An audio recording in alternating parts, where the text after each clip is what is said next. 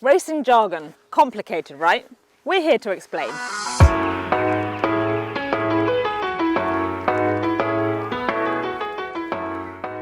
Now, in your race card or your newspaper, you'll often see horses categorised into different definitions, if you like. So they could be a filly, a colt, a gelding, a mare, or often it's a H for horse, which is essentially the same thing as a stallion.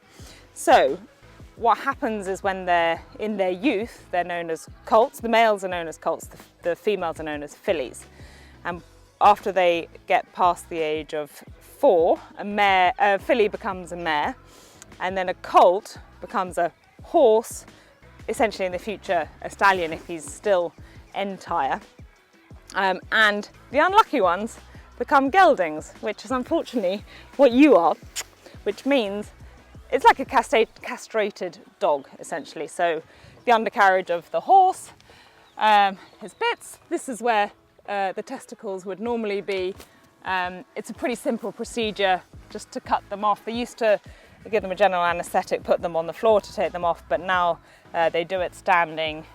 It's just a in the stable procedure. They recover from it very quickly. They can be back on the racecourse within a matter of weeks.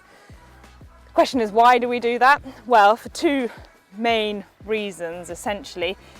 When horses are colts or stallions or entires, we like to say, they can be a bit of a handful. They often don't have their mind on the job because they're eyeing up the pretty fillies next door, and they just become easier to do things with. A lot of the time you'll see horses in the national hunt world that are geldings. The majority are geldings, or fillies and mares.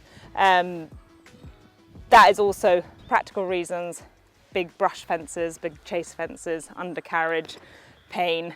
There have been a few national hunt horses that have remained entire and become stallions, but a lot of the time you'll find the jumps bred horses are by flat horses that stayed a distance, 1.5 miles plus, that become national hunt sires.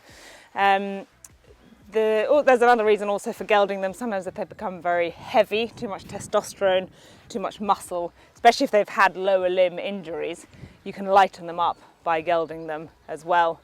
And yeah, it's sometimes referred to as the cruelest cut. But I wouldn't have got you if you went off to stud and became a big hotshot stallion, would I? No.